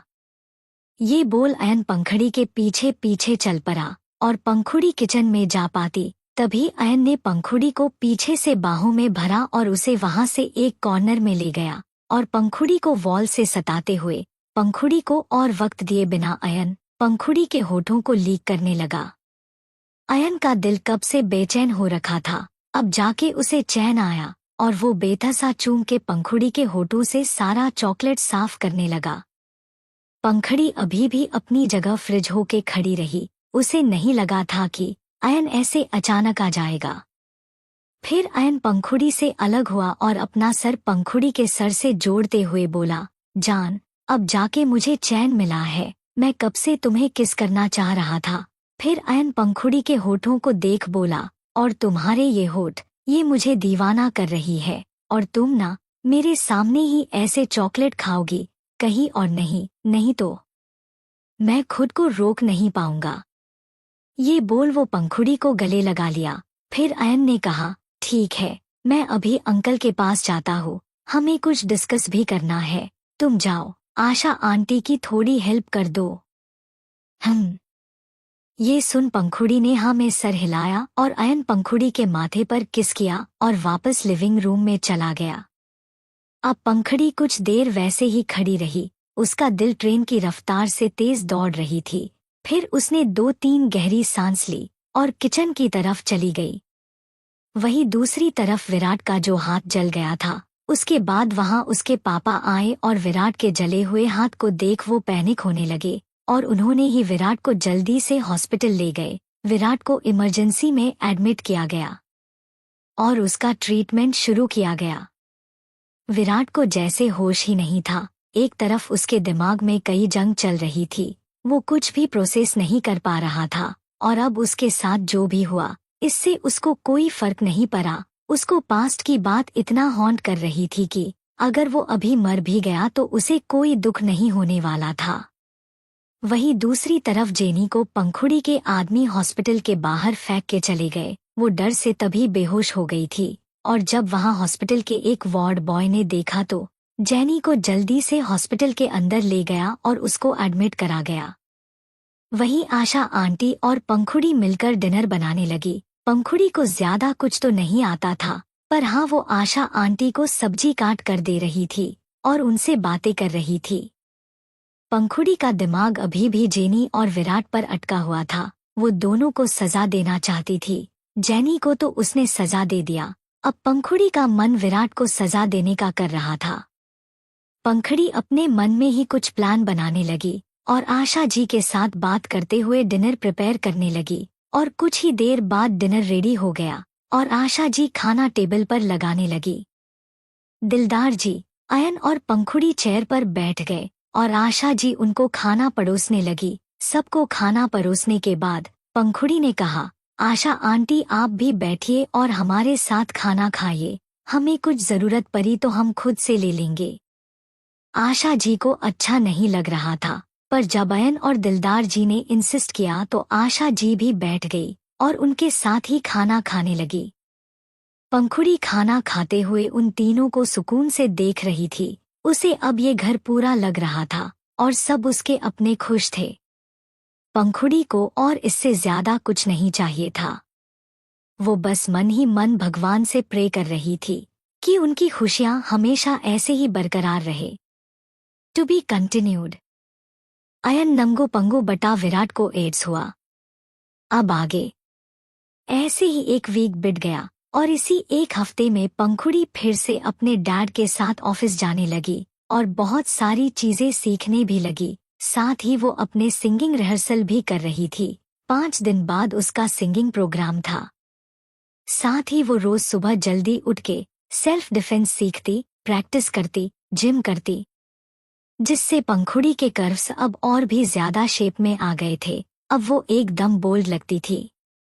स्मार्ट, बोल्ड, खूबसूरत, कॉन्फिडेंस, एविल, इनोसेंट, सब गुण अब पंखुड़ी में आ चुकी थी। उसी तरह एक साथ वो उसका दिमाग बहुत शार्प हो गया था। एक सिरे से कहा जाए तो अयन से कदम मिला के चल सकती थी अब पंखुड़ी। अब उसे कोई भी मात नहीं दे सकता था। ऐसे ही एक वीक बीत गए और दिलदार जी ने पंडित जी से बात करके सगाई की मुहूर्त भी निकलवा ली थी। सगाई की डेट नेक्स्ट वीक मतलब होने वाला था और तैयारी जोरों शोरों से चल रही थी। दिलदार अवस्थी की एक लौटी बेटी की सगाई थी और अयन माथुर पूरे बिजनेस वर्ल्ड का मालिक की सगाई थी, तो सगाई ऐसे कैसे सिंपल होने वाली थी। पूरे शहर को ही न्योता दिया गया था। वहीं अभी पंखुड़ी जस्ट ऑफिस से आई, थकी हरी आके लिविंग रूम में फेल के सोफे पर बैठ गई। अब वो जैसे बैठी थी, कोई देखता तो हंस हंस के पागल हो जाता। और ऐसे ही वो सोफे पर बैठते ही नींद में चली गई। दिलदार जी को थोड़ा वक्त लगने वाला था आने में। पंखुड़ी अपने ड्राइवर के साथ ही लौट आई। वहीं आशा जी आई और पंखुड़ी के पैर से सैंडल निकाल के उसे अच्छे से सोफे पर लिटा दिया। सच में आशा जी पंखुड़ी से अपनी बेटी जैसे प्यार करती थी। वहीं जेनी और विराट का हाल ऐसा था कि वो दोनों अभी भी हॉस्पिटल पर ही एडमिट थे। उन दोनों को एक अजीब बीमारी ने पकड़ लिया था और ये शायद उन दोनों का पिछले जन्म के कर्म का ही अंजाम था। जेनी और विराट को एड्स हो गया था। जब दोनों का इलाज करने के लिए लाया गया तो डॉक्टरों को उनके ऊपर डाउट हुआ कि उनके शरीर में जरूर कुछ प्रॉब्लम है। तो जब अच्छे से चेकअप किया गया तो पता चला कि दोनों एड्स से इन्फेक्ट हो गए थे। और जब अच्छे से दोनों के बॉडी को एग्जामिन किया गया तो पता चला जेनी के बॉडी में एड्स पहले से था। और जब उस दिन विराट और जेनी ने रात बिताई थी, उसी दिन विराट के बॉडी में एड्स एंट्री किया। जब विराट को ये बात पता चली कि वो एड्स जैसे बीमार से इन्फेक्ट हो चुका है, तो उसे ऐसा लगा जैसे उसके सर पर पूरा आसमान ही गिर गया हो। उसे अभी कुछ ही दिन पहले ही तो पिछले जन्म की बात याद आई थी और वो अपने गलतियों को सुधार सके उससे पहले ही भगवान ने उसे ऐसी सजा दी जो शायद ही वो अब बच सकता था। जेनी के फैमिली वाले ने जेनी को जैसे अनाथ ही कर दिया था। वो लोग उसे देखने भी नहीं आते थे। जेनी वैसे ही हॉस्पिटल पर परी परी अपने किस्मत को कोसने लगी। वही विराट अब एक जिंदा लाश की तरह ही हो गया था। उसे अपने पिछले जन्म की वो बात याद आई जब उसने पंखुड़ी को एड्स के इंजेक्शन लगा के इन्फेक्ट किया था और उसके इलाज के लिए भी कोई पैसे नहीं देता था। ये सब याद आते हुए विराट के आंखों से आंसू बह निकली। वो इतना पछता रहा था कि वो अभी जाके पंखुड़ी के सामने गिर गिर के उसके पैर पकड़कर माफी मांगना चाहता था माफी तो बहुत छोटी थी उसके गुनाहों के सामने। पर विराट पंखुड़ी से अपने गलतियों की सजा पंखुड़ी से मांगना चाहता था। वो ऐसे ही बेड पर पड़ा रहा और तभी उसके वार्ड में उसके पापा आए। विराट के पापा आए और विराट के पास बैठ गए। फिर उन्होंने विराट का सर सहलाकर कहा, पंखुड़ी की सगाई होने वाली है नेक्स्ट वीक को। क्या तुम उसकी सगाई अटेंड करने जाओगे? ये सुन जैसे विराट होश में आया, उसने हैरान होते हुए अपने पापा को देखा और कहा, पापा ये आप क्या कह रहे हैं? पंखुड़ी की सगाई? इतनी जल्दी? और किससे? हालांकि विराट जानता था कि कौन हो सकता है, फिर भी अपने तसल्ली के लिए उसने पूछ लिया। विराट के पापा ने कहा, अयन माथुर। ये सुन विराट ने कस के अपनी आंखें बंद कर ली। उसके दिल में हजारों चाकू चलने लगे, उसे बहुत दर्द होने लगा। फिर उसने अपना चेहरा दूसरी ओर घुमा के कहा, पापा अब आप जाइए और कल आइएगा मेरा डिस्चार्ज कराने। अब जो भी ट्रीटमेंट होगी घर से ही होगी। फिर विराट के पापा वहां से चले गए। अब विराट जब अब कुछ काम नहीं कर पा रहा था तो उसके सारे सेविंग्स भी खत्म हो रहे थे। उसने नहीं सोचा था कि उसे ये बीमारी लग जाएगी। उसने तो सोचा था वो बहुत पैसे कमाएगा, अंडरवर्ल्ड का डॉन बनेगा और पंखुड़ी को अपनी रानी बनाकर रखेगा। फिलहाल उसका कोई भी सपना पूरा होने से रहा। वहीं दूसरी तरफ रात के 8 बज गए थे और दिलदार जी और अयन आज साथ ही घर आ गए। दोनों को एंगेजमेंट को लेके कुछ और डिस्कशन करना था। गेस्ट से लेकर डेकोरेशन, खाने पीने का इंतजाम, अंगूठी, ड्रेस, ये सब डिसाइड करना था। जब दोनों लिविंग रूम तक पहुंचे तो दोनों ने देखा कि पंखुड़ी सोफे पर ही सुकून से सो रही है। ये देख दोनों के होठों पर एक प्यारी सी मुस्कान आ गई। दोनों आए और पंखुड़ी को देखने लगे। फिर अयन ने दिलदार जी को देख कहा, अंकल मैं पंखु को उसके रूम में सुला कर आता हूँ, हम बात करेंगे तो कहीं उसकी नींद खराब ना हो जाए। दिलदार जी ने कहा, हाँ जाओ, मैं भी फ्रेश हो लेता हूँ, तुम भी चाहो तो फ्रेशन अप हो लेना, जाओ। ये बोल दिलदार जी अपने रूम के तरफ बढ़ गए और अयन पंखुड़ी को जुनून के साथ देखते हुए अपने गोद में उठा लिया और पंखुड़ी के रूम तक जाने लगा। पंखुड़ी ने नींद में ही अयन के गले में अपने दोनों हाथ लपेट लिए, जिसे देख अयन हंस पड़ा। अयन ने पंखुड़ी को बेड पर लिटाया और पंखुड़ी के चेहरे पर आए हुए बालों को हटाते हुए कहा, जान, हम बहुत जल्द एक होने वाले हैं और देखो ना, भगवान भी हम पर मेहरबान है, तुम्हारे दुश्मनों को उनकी सजा दे भी दी।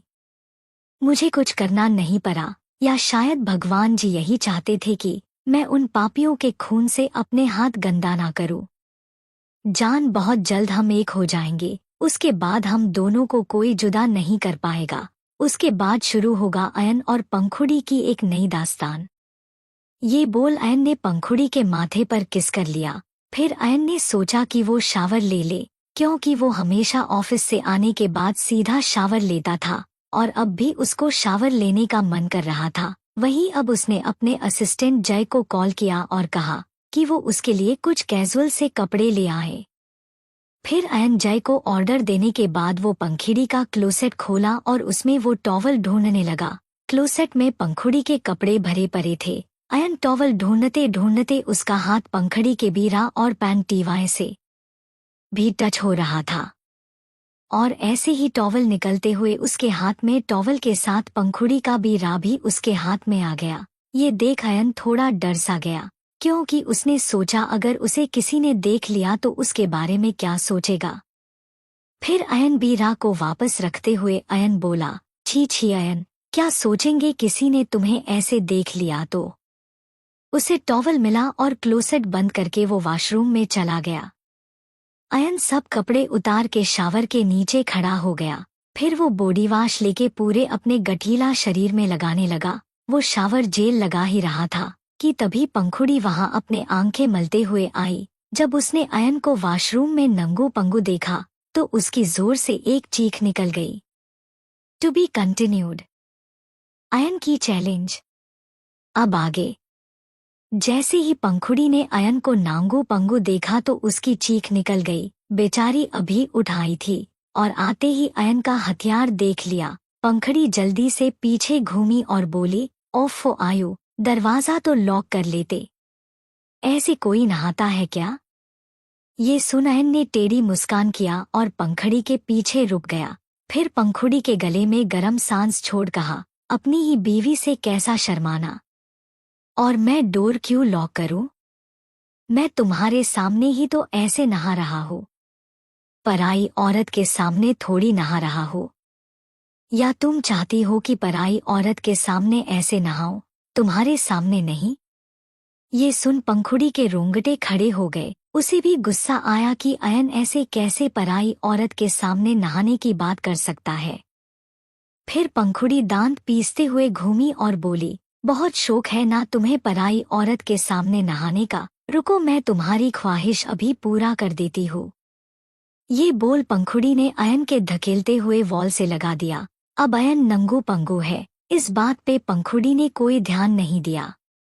उसने फिर अयन के सीने को अपने मखमली उंगलियों से सहलाया और अयन के गले में वेट किसेस करने लगी।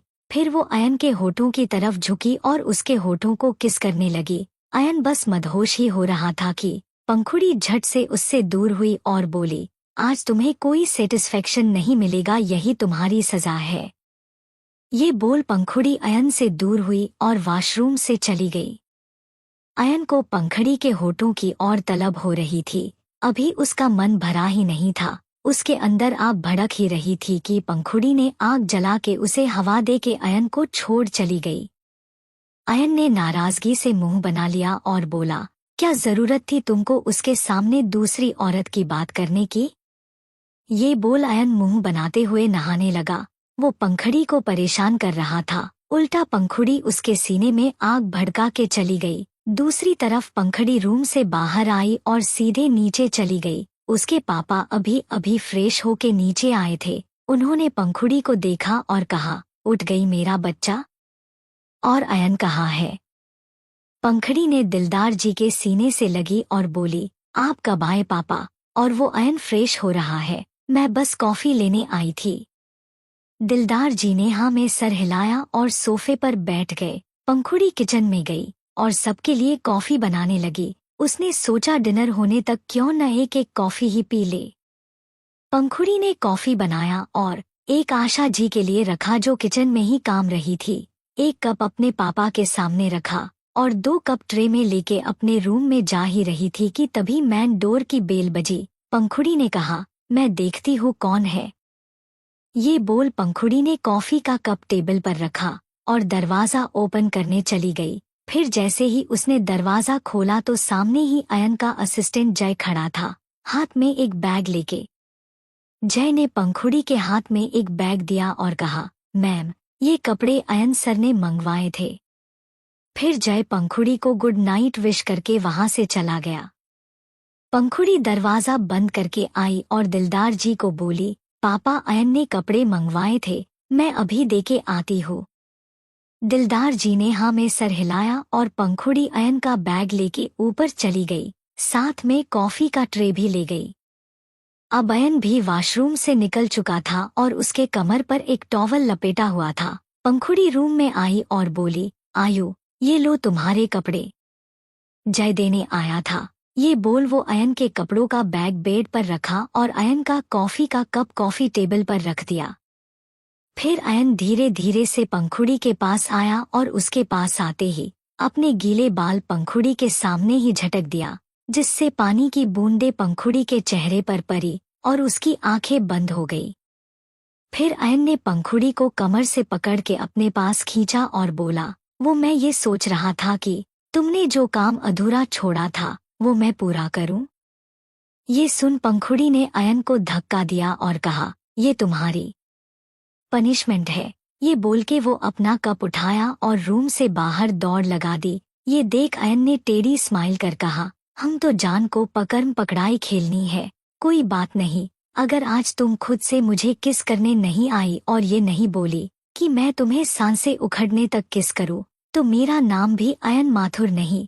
ये बोल अयन जल्दी जल्दी अब कपड़े पहनने लगा और थोड़ी देर बाद वो नीचे आ गया। कॉफी उसने रेडी होते होते ही पी ली थी। वही पंखुड़ी कॉफी का सिप लेते हुए अपना फोन देख रही थी। अपना सोशल अकाउंट्स चेक कर रही थी। अयन नीचे आया और पंखुड़ी के बिल्कुल फ्रंट के सोफे पर बैठ गया। वही विराट धीरे से बेड से उठा और खिड़की के पास गया।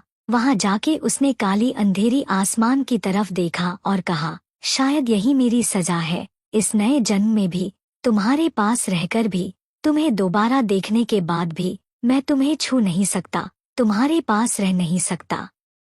आंखें तरस गई है मेरी तुम्हें देखने के लिए। शायद मेरा ये ख्वाहिश अब ख्वाहिश ही रह जाएगी, मैं तुम्हें नहीं देख पाऊंगा। मैं बस तुमसे एक आखिरी बार माफी मांगना चाहता हूँ पंखुड़ी। अपने किए की माफी, जो भी मैंने तुम्हारे साथ किया ताज उन सब की माफी। माफी शब्द भी बहुत छोटा है मेरे गुनाहों के सामने। पर मैं मरने से पहले तुमसे एक आखिरी बार माफी मांगना चाहता हूँ। ये बोल इसी के साथ विराट के आंखों से कुछ आंसू की बूंदें निकल आई। फिर विराट ने कहा, और उस जैनी को भी मैं नहीं छोड़ूंगा। उसके बहकावे में आकर मैंने तुम्हारे साथ वो सब किया था। उसके प्यार के जाल में मैं इतना फंस गया कि मैं तुम्हारे पापा को भी मार दिया। अब इस जेनी की उल्टी गिनती शुरू। ये बोल विराट की आंखों में गुस्से की आग दहकने लगी। आखिर हुए ये था कि पिछले जन्म में पंखुड़ी के मौत के बाद विराट और जेनी की शादी हो गई थी और जेनी से विराट को अपने प्यार के जाल में इतना अंधा कर दिया कि जेनी की मंसूबे उसे पता नहीं चली। जेनी ने सब प्रॉपर्टी विराट से ले ली, विराट से धोखे से साइन करा ली और विराट को धक्के मारकर घर से निकाल दिया और पंखुड़ी के मौत के इल्जाम में उसे जेल भिजवा दिया था। यही सब याद करते हुए अभी विराट गुस्से और नफरत से जेनी की वार्ड की तरफ जाने लगा। फिर वो हल्के से दरवाजा पुश करके देखा कि जेनी आराम से बेड पर सोई हुई है। जेनी का चेहरा भी पिला पड़ा हुआ था और उसको ड्रिप लगी हुई थी। उसके हाथ से 2 उंगलियां गायब थी। ये देख विराट ने सोचा, इसके उंगलियों को क्या हुआ। फिर उसने अपना सर झटका और कहा, बस कुछ और पल चैन से जी लो, फिर इसके बाद मैं तुम्हें नरक जैसी जिंदगी नहीं दिया तो मेरा नाम भी विराट आहूजा नहीं। ये बोल विराट वहां से मुड़ा और अपने वार्ड में आ गया। उसके हाथ में अभी भी बैंडेज लपेटा हुआ था। वही पंखुड़ी के घर में पंखुड़ी जो अपना फोन देख रही थी, तभी उसकी नजर अयन के ऊपर गई, जो पंखुड़ी को देखते हुए ही उसके लिप्स को जीभ से गोल गोल घुमा रहा था। पहले तो पंखुड़ी ने इग्नोर किया, पर अयन के बार बार ऐसा करने से उसको कुछ कुछ हो रहा था, क्योंकि अयन की ये मूव बहुत ही सेक्सी था। पंखुड़ी सिड्यूस हो रही थी। To be continued. पंखुड़ी का परफॉर्मेंस। अब आगे। अयन पंखुड़ी के देख अपने जीभ होठों पर फिरा रहा था, जिससे उसके रेड चेरी जैसी लिप्स हल्की गीला हो रही थी और बहुत अट्रैक्टिव लग रही थी, जिससे हर किसी लड़की का दिल बहक जाए। पंखुड़ी का भी यही हाल हो रहा था। अयन का मूव इतना सेक्सी था कि पंखुड़ी का गला सूखने लगा। पंखुड़ी ने दूसरी ओर देखा और अपनी आंखें बंद कर ली। पंखुड़ी का मन अभी अयन के होठों को खा जाने का कर रहा था, पर अभी उसके सामने उसके पापा थे, तो वो अभी कुछ नहीं कर सकती थी। वही दिलदार जी अब अयन से एंगेजमेंट के बारे में कुछ डिस्कस करने लगे और अयन के साथ सारे इंतजाम के बारे में भी बात कर ली। कल से ही एंगेजमेंट की तैयारी होने वाली थी। एंगेजमेंट इतना धूमधाम से होने वाला था कि तैयारी में ही 1 वीक लगने वाला था। इसीलिए दिलदार जी और अयन ने डिसाइड किया कल से ही काम शुरू करवा दे। इसी बीच अयन ने कहा, बहुत गर्मी लग रही है ना अंकल। ये बोल के अयन ने अपने शर्ट के 3 बटन खोल दिए, जिससे उसका चौड़ा सीना पंखुड़ी के सामने आया और बहुत अट्रैक्टिव लग रहा था। पंखुड़ी की हालत और खराब होने लगी। अयन उसे कुछ ना कुछ करके उकसा ही रहा था। फिर ऐसे ही दिलदार जी और अयन ने सारी डिस्कशन कर ली और अब डिनर का टाइम भी हो गया था। आशा जी ने टेबल पर खाना लगा दिया और सबको खाने के लिए बुलाने आई। तीनों डाइनिंग टेबल पर आए और चेयर पर बैठ गए। आशा जी में खाना सर्व किया और आशा जी भी अब बैठ गई और चारों खाना खाने लगे।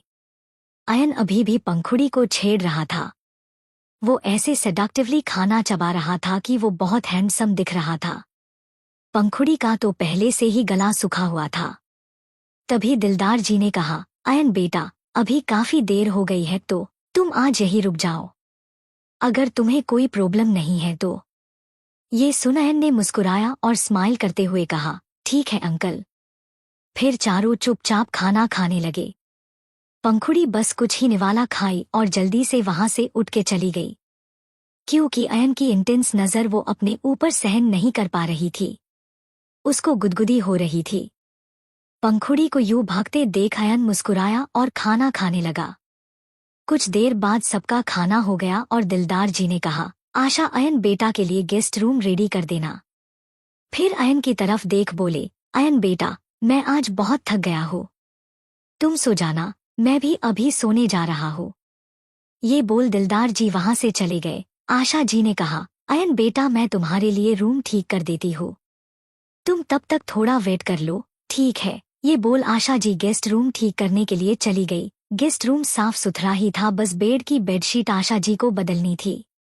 वहीं अयन अब अपना फोन निकल के किसी को कॉल लगा ही रहा था कि तभी एक छोटी सी मलाई जैसी हाथ ने अयन की कलाई पकड़ ली और उसे खींचते हुए एक कोने में ले गई। अयन तो पहले चौंक गया था, पर जब उसे पता चला कि ये किसका हाथ है तो वो मुस्कुराने लगा। वही पंखुड़ी अयन को खींचते हुए एक कोने में लाई और अयन को देखने लगी। पंखुड़ी की नजर बार बार अयन के लिप्स पर ही जा रही थी, क्योंकि अयन के होठ पंखुड़ी को किसी कैंडी की तरह लग रही थी, बस वो खा जाना चाहती थी। पंखुड़ी ने अयन का चेहरा पकड़ा और धीरे से अपने होठ अयन के होठों पर रख लिया। अयन ने कोई रिस्पॉन्स नहीं किया, बस पंखुड़ी जो करना चाहती थी उसे करना दिया। अयन ने जब कोई रिस्पॉन्स नहीं किया तो पंखुड़ी थोड़ा दूर होके अयन की आंखों में देखी। वो थोड़ा डिसअपॉइंट होने लगी। वो दूर जा ही रही थी कि अयन ने पंखुड़ी को कमर से पकड़ अपने करीब खींच लिया और स्मर्क करते हुए बोला, वैसे जान मैंने अपने आप से चैलेंज किया था कि जब तक तुम मुझसे बेग नहीं करोगे कि मैं तुम्हें किस करूं, तब तक मैंने सोचा था तुम्हें किस नहीं करूंगा। पर मैं क्या करूं, मेरा भी मन डोल रहा है। चलो, आज पहली बार के लिए अयन माथुर अपना चैलेंज भूल रहा है। ये बोल अयन पंखुड़ी के होठों को पैशनेटली किस करने लगा। पंखुड़ी का दिल जोरों से धड़क रहा था। फिर पंखुड़ी की सांसें उखड़ने लगी तो पंखुड़ी ने कहा, खबरदार अगर तुमने आज जो मेरे सामने किया वो दूसरे लड़की के सामने किया तो ये तुम्हारे लिप्स सिर्फ मेरे हैं, मैं तुम्हें किसी और के साथ इमेजिन नहीं कर सकती आयु। ये बोल वो अयन के सीने से लग गई और अयन ने भी उसे कस के अपने बाहों में भर लिया। तभी वहां आशा जी की आवाज आई जो अयन को ही बुला रही थी। अयन ने पंखुड़ी से कहा, रूम में जाओ और मेरा वेट करो, मैं आ रहा हूँ। ये बोल अयन वहां से आशा जी के पास गया और बोला कि वो बस एक कॉल करने गया था। वहीं आशा जी भी अयन को गुड नाइट बोल अपने रूम में चली गई। पंखुड़ी जो अभी अपने रूम में आई थी और वॉशरूम से बाहर निकली ही थी कि तभी दो मजबूत बाहों ने पंखुड़ी को पीछे से जकड़ लिया और दीवार से लगा दिया। पंखुड़ी का चेहरा दीवार की तरफ था और वो लंबी लंबी सांस ले रही थी। अयन ने पंखुड़ी के बालों को साइड किया और पंखुड़ी के कान को चूमते हुए कहा, वैसे जान तुम बहुत नॉटी हो, मेरे सीने में आग जला के फिर बिना बुझाए तुम कैसे चली गई थी तब। ये सुन पंखुड़ी की सांसें भारी होने लगी। वो अयन की तरफ मुड़ी और अयन के सीने से लग गई। अयन ने फिर पंखुड़ी को गोद में उठाया और बेड पर लिटाते हुए कहा, जल्दी सो जाओ, कल से बहुत काम होने वाला है, तुम्हें सिंगिंग की प्रैक्टिस भी करनी है। याद है ना, सिर्फ 5 दिन रह गए हैं, मुझे मेरी जान को विनर होते हुए देखना है। तुम मेरा विश पूरा करोगी ना। ये सुन पंखुड़ी ने हाँ में सर हिलाया और अयन के सीने में अपना सर रखकर आंखें बंद कर ली। अयन भी पंखुड़ी के बालों को सहलाता रहा और कुछ देर बाद उसकी भी आंख लग गई। ये रात ऐसे ही बीत गई और 5 दिन यूं ही बीत गए। एंगेजमेंट की तैयारी लगभग हो गई थी और आज शाम को पंखुड़ी का परफॉर्मेंस था। शाम हो चली थी और अयन ने पंखुड़ी के लिए एक ड्रेस भी भिजवा दिया था जिसे पहनकर वो आज परफॉर्म करने वाली थी। इतने लोगों के सामने पंखुड़ी गाना गाने वाली थी तो वो थोड़ा नर्वस हो रही थी, पर जब उसने सोचा कि अयन तो उसके पास हर पल रहेगा तो उसकी घबराहट पल भर में छू मंतर हो गई। पंखुड़ी अभी रेडी हो चुकी थी। उसने आज एक ब्लैक कलर की वन पीस पहना हुआ था जिसमें डायमंड जरा हुआ था। पंखुड़ी आज बहुत खूबसूरत लग रही थी। अयन बस चाहता था कि पंखुड़ी का जो सपना है, जो पैशन है, उसे पूरा करने में वो थोड़ा सा हेल्प कर सके। और आज उसकी चांद आसमान से उतरी हुई किसी परी से कम नहीं लग रही थी। अयन जो लिविंग रूम में ही पंखुड़ी का वेट कर रहा था, जब उसने पंखुड़ी को देखा तो अयन का मुंह खुला का खुला रह गया पंखुड़ी की खूबसूरती देखकर। पंखुड़ी स्टेयर्स की लास्ट स्टेप तक पहुंची और अयन उसके तरफ जाके अपना एक हाथ आगे बढ़ा के सर झुका के बोला, माय लेडी। ये सुन पंखुड़ी मुस्कुराने लगी और अयन के हाथ में अपना हाथ दे दी। फिर दिलदार जी वही बैठे हुए थे, वो भी आज पंखुड़ी का परफॉर्मेंस देखने जाने वाले थे। वही दिलदार जी, पंखुड़ी और अयन एक साथ इवेंट के लिए निकल गए। इवेंट शुरू हो चुकी थी और एक के बाद एक परफॉर्मेंस हो रही थी। पंखुड़ी, अयन और दिलदार जी वहां पहुंचे और तीनों एकदम रॉयल्टी से आगे बढ़ने लगे। तीनों का ऑरा ही बहुत लाजवाब था। दिलदार जी और अयन के बीच पंखुड़ी थी और पंखुड़ी के एक एक हाथ दोनों दिलदार जी और अयन पकड़े हुए थे। वो तीनों एंट्रेंस तक पहुंचे तो सबकी नजर उन पर ही टिक गई। पंखुड़ी किसी प्रिंसेस की तरह लग रही थी। वो तीनों आगे आए और अपने अपनी सीट पर बैठ गए। वहां परफॉर्मेंस हो रही थी और 2 परफॉर्मेंस के बाद पंखुड़ी की बारी आने वाली थी। 2 परफॉर्मेंस खत्म हो गई और अब बारी आई पंखुड़ी की। स्टेज पर पंखुड़ी का नाम अनाउंस किया गया तो अयन ने खड़े होते हुए पंखुड़ी को स्टेज की तरफ ले गया और उसे गले लगा के ऑल द बेस्ट विश किया।